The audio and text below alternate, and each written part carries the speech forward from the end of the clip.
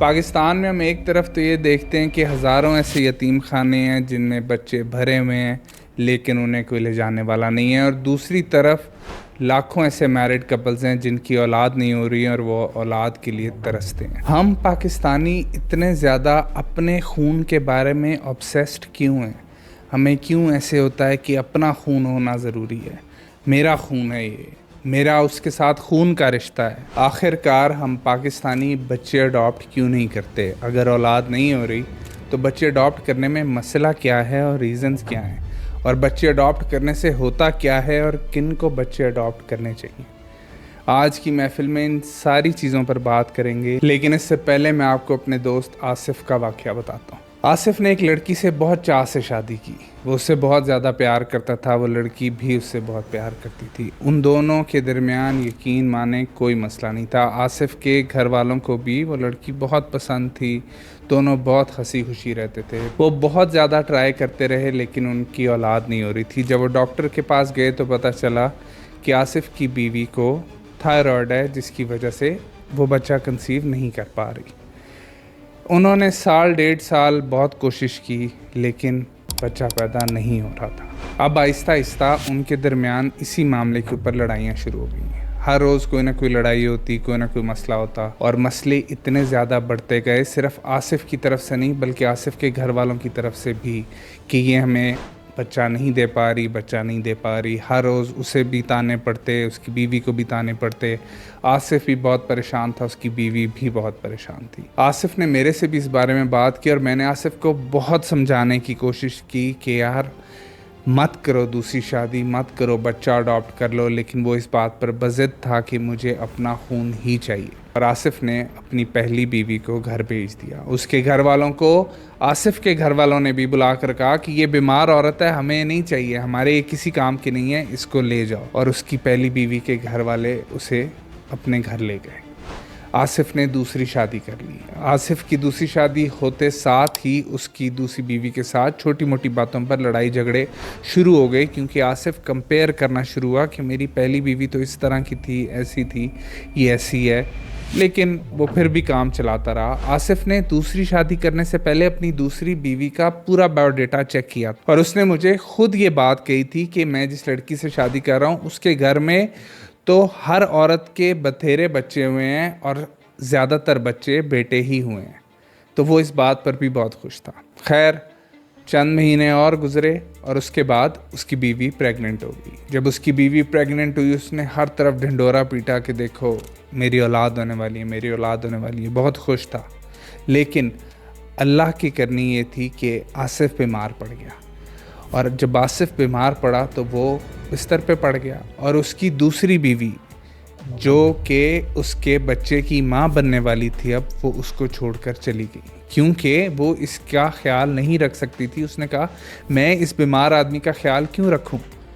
یہ اس کو بلاتا رہا کہ نہیں آ جاؤ، میں تمہیں ایسے رکھوں گا ویسے رکھوں گا، صرف اولاد کی وجہ سے۔ اس کو وہ دوسری بیوی بالکل بھی پسند نہیں تھی، لیکن اولاد کے چکر میں اس نے بہت منتیں ترلے کیے، لیکن وہ اس کے پاس نہیں آئی۔ اور جب یہ بیمار تھا تو اس کی پہلی بیوی وہ اس کا خیال رکھتی رہی، وہ اس کو ہر طرح کی دوائیاں لا کر دیتی، اس کا خیال کرتی، کبھی کبھار آ جاتی، اس کو دیکھتی، اس کو کھانا دیتی، اور یہ بھی اس کو خود ہی بلاتا تھا، خود ہی اس سے سارے دکھ سکھ شیئر کرتا تھا۔ اس کی پہلی بیوی نے اس کا ساتھ نہیں چھوڑا۔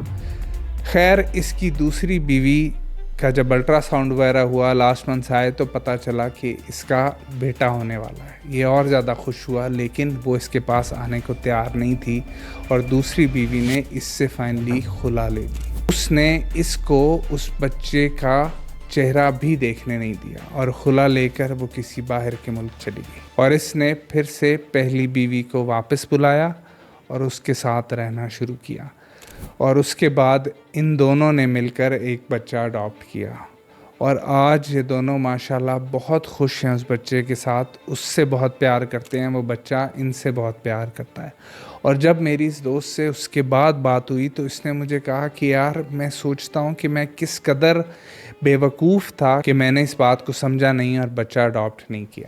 اگر میں وہ بچہ اڈاپٹ کر لیتا، ہمارے اتنے سال جو برباد ہوئے، ہم نے اتنا دکھ دیکھا، اتنی تکلیفیں دیکھیں، وہ سب ہمیں نہ دیکھنا پڑتا. اور اس نے مجھے یہ بھی کہا کہ آج جب میں اپنی پہلی بیوی کی آنکھوں میں دیکھتا ہوں تو مجھے دیکھ کر شرم آتی ہے کہ میں نے اس کے ساتھ کیا کیا, اور اللہ نے مجھے یہ دکھایا. میں نے اس کو بچہ نہ ہونے کی وجہ سے نکال دیا تھا اور دوسری شادی کی تھی, اور آج میں اپنے اصل بچے کی شکل نہیں دیکھ سکتا اور مجھے اس اڈاپٹیڈ بچے سے اتنا پیار ہے. لیکن یہ ایک اکیلا آصف نہیں ہے, اس طرح کے ہزاروں لاکھوں آصف پاکستان میں گھوم رہے ہیں جو کہ بچہ اڈاپٹ نہیں کر رہے, پریشان ہو رہے ہیں, ذلیل ہو رہے ہیں, خوار ہو رہے ہیں, لیکن بچہ اڈاپٹ نہیں کر رہے. لیکن آخرکار وجہ ہے کیا, کیوں ہم پاکستانی لوگ بچے اڈاپٹ نہیں کرنا چاہتے؟ ایک تو انہیں یہ مسئلہ ہے کہ ان کی بلڈ لائن رک جائے گی, ان کا خون یہاں پر رک جائے گا, اگلی نسل تک جا ہی نہیں پائے گا. جیسے کہ یہ ڈائناسور کی آخری پیڑھی ہیں اور اگر ان کی اولاد نہ ہوئی تو دنیا ڈائناسور نہیں دیکھ پائے گی. اور پھر انہیں مسئلہ ہے فیملی نیم کا.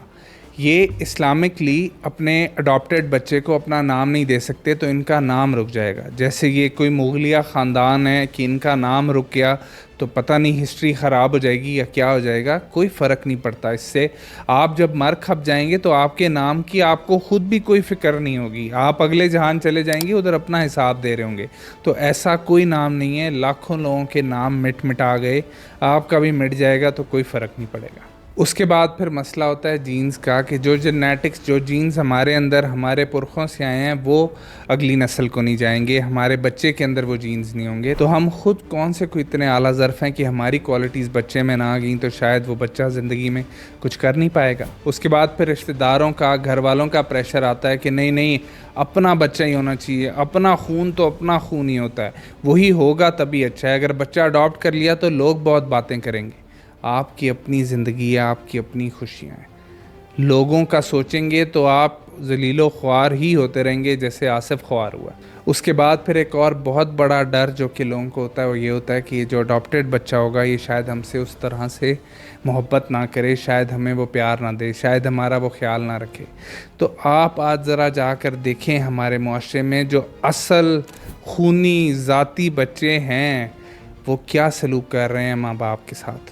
انہیں بڑھاپے میں گھروں سے باہر نکال دیتے ہیں, انہیں مارتے دھاڑتے ہیں, ان پہ ظلم کرتے ہیں, ان کا خیال نہیں کرتے, ان کا احساس نہیں کرتے.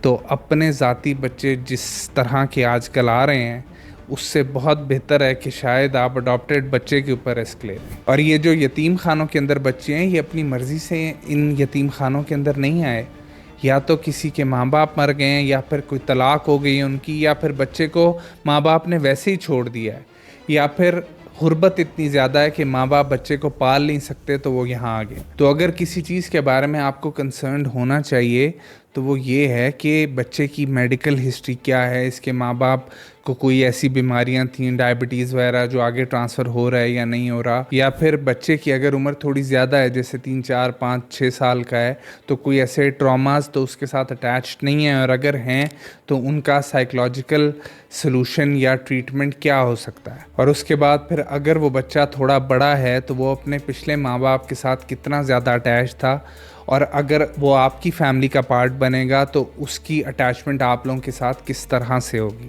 اور ایک اور چیز جس کے بارے میں آپ کو سوچنا چاہیے وہ یہ کہ اس کی آئیڈینٹی کیا ہوگی, وہ اپنی آئیڈینٹی کو کتنا زیادہ کوسچن کرے گا اور آپ اس چیز میں اس کی کتنی مدد کر سکتے ہیں. اگر آپ صرف ان چیزوں کا ذرا خیال کر لیں کہ بچے کو ہم نے کس طرح سے اڈاپشن سے لینا ہے اور کس طرح سے اس کو ٹریٹ کرنا ہے تو یہ معاملات ہوں گے ہی نہیں. بہت سارے لوگ یہ بھی سوچتے ہیں کہ بچوں کو اڈاپٹ اسلامکلی نہیں کیا جا سکتا, لیکن آپ اسلامکلی بچے کے گارڈین بن سکتے ہیں. بچوں کو جو نام ملتا ہے وہ ان کے بایولوجیکل پیرنٹس کا ہی ملتا ہے, لیکن آپ انہیں ایز گارڈین پال سکتے ہیں, پیار کر سکتے ہیں, اپنے ساتھ رکھ سکتے ہیں. بہت سارے لوگ تو میں نے ایسے بھی دیکھے ہیں جو کہ یہ سوچتے ہیں کہ پتہ نہیں یہ کس ذات کا بچہ ہوگا, کس فیملی کا ہوگا, اس کا فیملی بیک گراؤنڈ کیا ہے, کسی چوڑے مسلی کا بچہ تو نہیں ہم نے اٹھا لیا. ہم اس طریقے سے چیزوں کو سوچتے ہیں. اگر چوڑے مسلیوں کے بھی بچے ہیں تو ان کا کردار میٹر کرے گا آخرت میں جا کے. یہ چوڑا مسلی, ملک اوان, چودھری, یہ سب ہماری بنائی چیزیں ہیں. نصرت فتح علی خان صاحب نے ایک بڑی اچھی قوالی گائی تھی کہ اتھے عملاں دے ہونے نے بکھیڑے, کسے نہیں تیری ذات پوچھنی. تو ادھر عملوں کے معاملات ہیں, ذاتوں کے نہیں ہیں. میں چاہوں گا کہ ہم چائلڈ اڈاپشن کو اس پورے معاملے کو بہت سیریسلی لیں. ہم اپنے معاشرے میں دیکھیں ہمیں کیوں ضرورت ہے ان یتیم خانوں کی, کیوں ہم اتنا بڑا دل نہیں رکھ سکتے کہ ہم ان بچوں کو خود اڈاپٹ کریں. آپ باہر کے ملکوں میں دیکھیں لوگ بہت سارے بچوں کو اڈاپٹ کرتے ہیں, ان کے اپنے 2-3 بایولوجیکل بچے ہوں گے, وہ پھر بھی 1-2 بچوں کو اڈاپٹ کر لیں گے کیونکہ ان کے دل بڑے ہیں. ہمارے دل اتنے چھوٹے سے ہیں, مسلمان ہو کر بھی ہمارے دل چھوٹے ہیں. ان یتیم خانوں کو ختم کرنے کی ضرورت ہے, ان سارے بچوں کو ایکسیپٹ کرنے کی ضرورت ہے. آپ ذرا سوچیں ایک ایسے بچے کی کیا حالت ہوتی ہوگی جو ہر ویکینڈ پہ یا ہر روز دیکھتا ہوگا کہ کوئی ماں باپ آئے ہیں, کسی ایک بچے کو لے گئے ہیں, لیکن اس کی زندگی صرف دروازہ تکتے ہی رہ جاتی ہوگی کہ کاش مجھے بھی کوئی ماں باپ مل جائے, کاش مجھے بھی کوئی لے جائے, کاش مجھے بھی کوئی پیار کرے. ان یتیم خانوں کی زندگی کوئی زندگی نہیں ہے, چاہے جتنا مرضی اچھے سے رکھنے کی کوشش کر لو, یہ کوئی لائف نہیں ہے. اس لیے اپنا دل بڑا کریں اور چائلڈ اڈاپشن کو ایکسیپٹیبل بنائیں. اگر آپ کی اولاد نہیں ہے تب بھی ان بچوں کو اڈاپٹ کریں, اور اگر آپ کی اولاد ہے تب بھی آپ ایک اور بچے کو اڈاپٹ کر سکتے ہیں. آپ اپنی دنیا اور آخرت دونوں بنا جائیں گے, یقین مانیں. کامنٹس میں مجھے آصف کے بارے میں ضرور بتائیں کہ آپ کو کیا لگتا ہے کہ آصف نے دوسری شادی کر کے اپنے بچے کے لیے صحیح کیا تھا یا نہیں, اور آپ چائلڈ اڈاپشن کے بارے میں کیا سوچتے ہیں.